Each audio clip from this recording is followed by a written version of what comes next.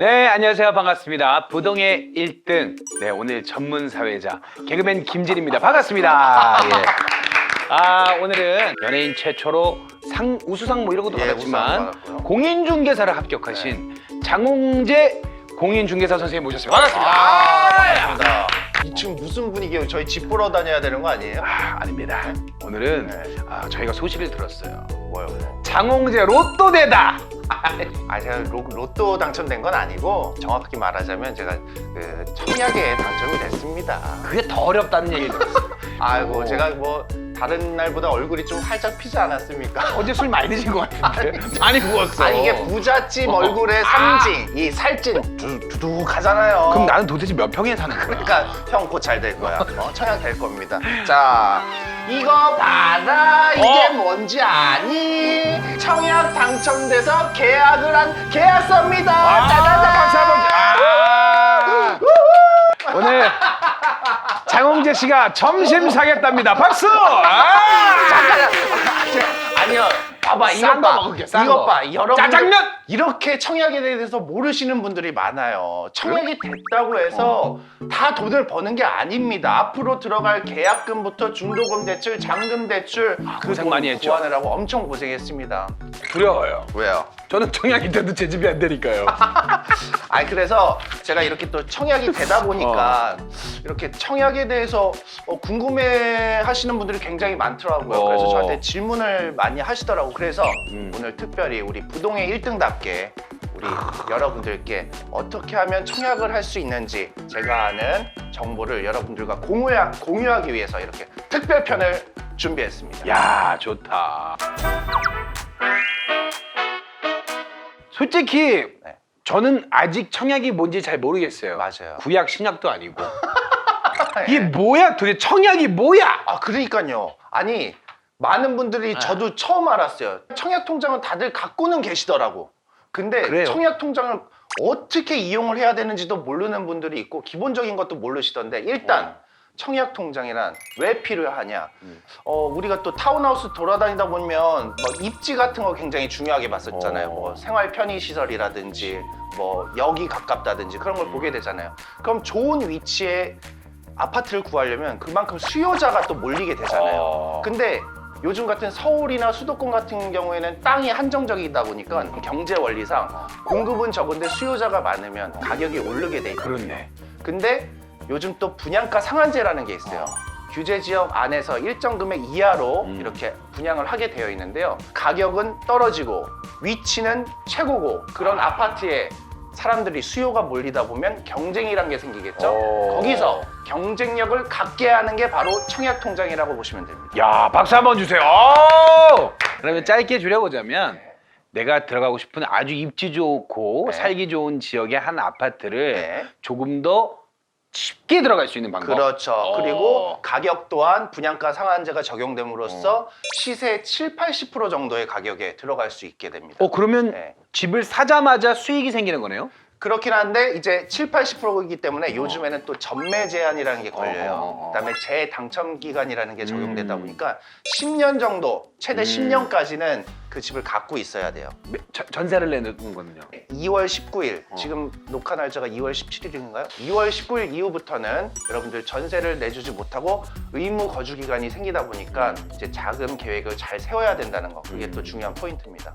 청약 통장에 뭐 얼마 넣어야 돼요? 아니면 뭐 어디서 만들어요? 사실 되게 기초적이고 기본적인 걸 궁금해하는 분들이 꽤 많습니다. 맞아요. 알려드리면 기본 2만 원에서 50만 원까지 낼 수 있습니다. 근데 여기서 또 중요한 포인트가 국민주택과 또 민영주택이란 게 있어요. 1순위, 2순위 이런 거 들어본 적 있죠?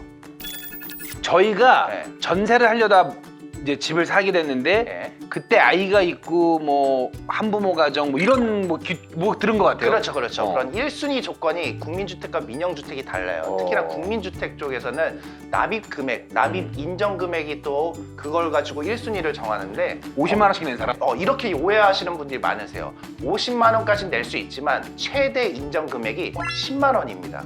아, 그럼 네. 50을 냈지만 네. 40만 원은 그냥 예금이 되는 거예요? 그렇죠. 이제 알겠어요. 보통 주택청약의 예금 이율 같은 게 요즘 뭐 예금이라든지 적금보다는 높습니다. 그렇기 때문에 적금을 한다고 생각하실 수도 있고, 그리고 최대 인정 금액이 10만 원이기 때문에 50만 원을 내셨더라도 10만 원 내신 분하고 똑같게 2만 원씩 60개월 낸 사람이 있어요. 네.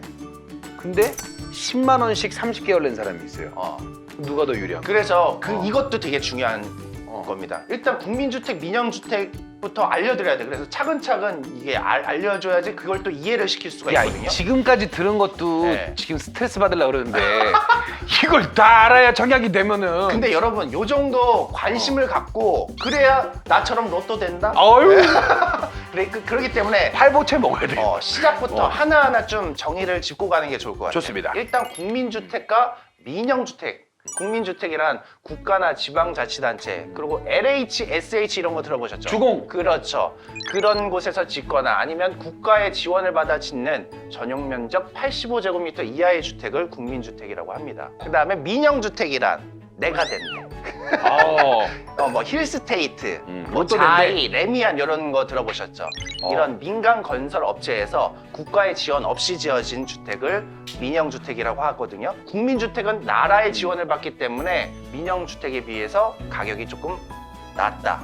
국민주택 같은 경우는 민영주택에 비해서 국가에서 하는 거면 자격 요건이 조금 까다롭다 보시면 되죠. 1순위 되는 조건이 민영주택과 국민주택이 좀 다릅니다. 다릅니다. 네, 일단 기본적으로 국민주택 같은 경우는 서울을 기준으로 투기과열지구, 그다음에 청약과열지구 같은 경우는 24개월 이상 갖고 있어야 되고요. 청약통장을. 또한 24회 이상 납부를 하셔야 돼요. 근데 그게 그냥 납부하는 게 아니라 매월 지정된 일자에 연체 없이 정확하게. 납부하셔야 되고, 또한 무주택자여야 되고, 함께 세대 구성원 중에 5년 내에 다른 주택 당첨자가 없어야 되는 조건이 있습니다.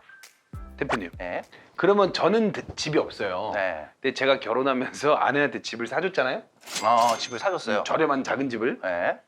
그러면 우리는 무주택자예요, 주택자예요? 1주택자지. 방금 말씀드렸다시피 같은 세대원 중에서도 심지어 5년 내. 심지어 세대주가 와이프인데? 그럼 세대주가 무주택자여야 돼요. 아. 근데 국민주택과 민영주택이 차이가 뭐냐면, 국민주택은 무주택자여야 되지만 민영주택 같은 경우는 상관이 없다. 1주택자도 가능합니다. 이번에 홍재 씨가 들어가는 집을 계약금을 얼마나 넣었어요? 정해져 있지는 않아요. 그 지역과 모집 공고에 따라 달라요. 근데 저 같은 경우는 계약금이 20%였고 20%. 중도금이 60%, 나머지 잔금이 20%로 되어 있거든요. 우리 집이 한 7억 5천 정도 하는데 7억 5천이요? 네, 그러니까 20%면 1억 5천 정도 되죠. 네. 그 1억 5천을 지금 그 짧은 시간에 구해서 요즘 영끌이라 그러거든요. 근데 영혼까지 끌어 모아서 정말 그 계약금을 냈거든요. 왜냐하면 계약금을 못 내면 그 통장도 날라가고 재당첨 제한 기간이라는 게 있거든요. 여기는 또 투기과열지구다 보니까 10년 동안 당첨이 제한이 돼요.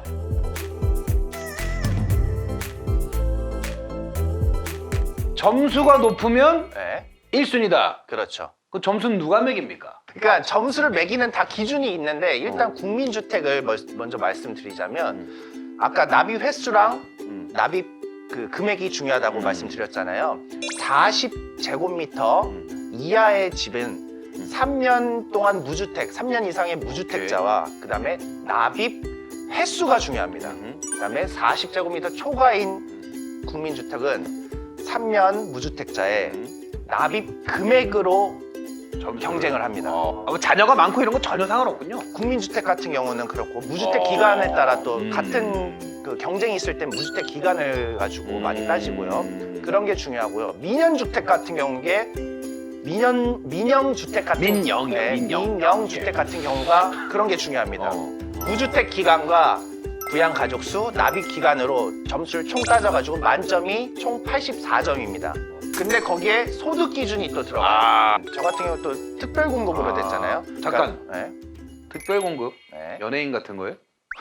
왜 특별 공급이야? 특별한 사람이라고 그런 게, 그렇죠. 어떻게 보면 특별한 분들인데 연예인은 포함이 안 되고, 뭐 신혼부부라든지 생애 최초 구매자, 아니면 노부모 봉양, 뭐 아니면 뭐 장애인 분들, 뭐 국가 뭐 유공자. 그러면 뭐 이런 신혼부부 전형이 대출에 뽑힌 겁니까? 신혼부부로서? 저 같은 경우는 생애 최초 전형이 됐는데 일단 특별 공급은 각 공급하는 모집 공고에 따라 약간 세부적으로 좀 다르니까 그거는 나오는 거에 따라 조금 더 이렇게 읽어보셔야 되는 부분이고 제가 된 경우를 말씀드리자면 일단은 생애 최초는 가구 수별, 가구당 월별 소득 금액, 평균 월별 소득 금액이 민영주택 같은 경우는 저 같은 경우 생애 최초가 130 이하였고요. 국민주택 같은 경우는 100% 이하입니다. 그렇기 때문에 그만큼 까다롭다는 거죠. 더 낮게 본다는 거죠. 소득 수준은. 부자면 안 된다는 거잖아. 그렇죠. 그러니까 어느 정도 왜냐하면 특별 공급이기 때문에 조금 그 외람될 수 있지만 네. 요 금액으로 여길 들어갈 수 없고 힘들 수 있는 사람한테 네. 행복한 기회를 주는 거네. 그렇죠. 뭐 경제적으로나 정책적으로나 이렇게 좀 사회적으로 약자분들이죠. 어떻게 보면 아니면 또 자기 주택이 필요하신 분들에게 필요한 분들에게 드리기 위해서 그런 특별 전형이 있다고 보시면 됩니다. 요즘에 또 정부 정책이 또 바뀌었어요. 그러면서 더 많은 분들에게 그런 기회를 준다고 해서 국민주택이 130%로 바뀌었고 민영주택이 160% 이하로까지. 그래서 따지고 보면 연봉이 1억이 살짝 넘으신 분들도 이제는 특별 공급에 지원할 수 있는 그 넓혀주셨어요. 소득 기준을. 아 근데 하나 또 찝어드려야 될 게 국민주택 같은 경우가 납입 횟수와 납입 액수가 중요하잖아요. 민영주택 같은 경우는 납입 횟수가 중요치 않습니다. 납입 기간만 점수로 치기 때문에 2만 원을 60개월 부은 게 이득이네요. 그러니까 그럴 필요가 없는 거죠. 납입 기간이 2년만 지나면 돼요. 2년만 지나면 투기과열지구와 그다음에 청약과열지구 같은 경우는 24개월 이상만 갖고 있으면 오케이. 네, 그리고 예치 금액이 굉장히 중요해요. 통장 안에 예치 금액이라는 게 있을 거 아니에요? 그 얼마나 들어가 있는지. 이거는 또 공급 그 모집 공고일 전까지 이 그 자격 조건을 갖추셔야 돼요. 모집 공고 이후에 나도 여기 넣어야지 하고 갑자기 뭐 1,500을 넣는다면 안 되는 거다. 1,500을 넣으면은 또 안 돼요. 모집 공고일 전까지 이 조건이 되어 있어야 됩니다.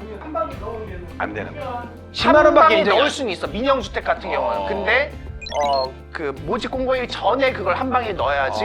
그리고 아까 말씀드린 대로 청약 통장이 그 투기과열지구, 그다음에 청약과열지구 같은 경우는 24개월 이상 갖고 있어야 되고, 그다음에 수도권 같은 경우는 12개월, 그다음에 시도 같은 경우에는 6개월에서 12개월까지 시도지사가 정하는 대로 그렇게 되고 있다. 주택 청약 통장은 어디서 만들어요?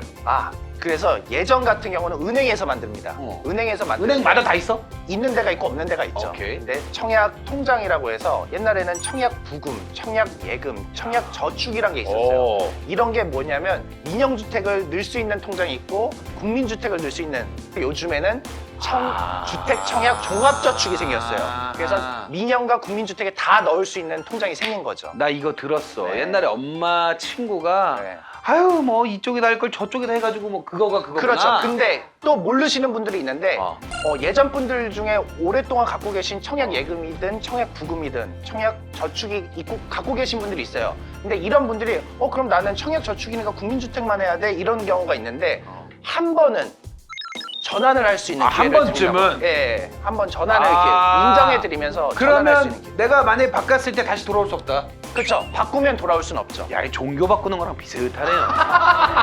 요단강 건넌 거죠. 건넌 거네. 너무 쉬워졌어요. 청약홈이라는 사이트 어플이 있어요. 원하는 지역 안에서 좋은 집을 구하실 수 있는 기회가 있네요. 있죠. 네.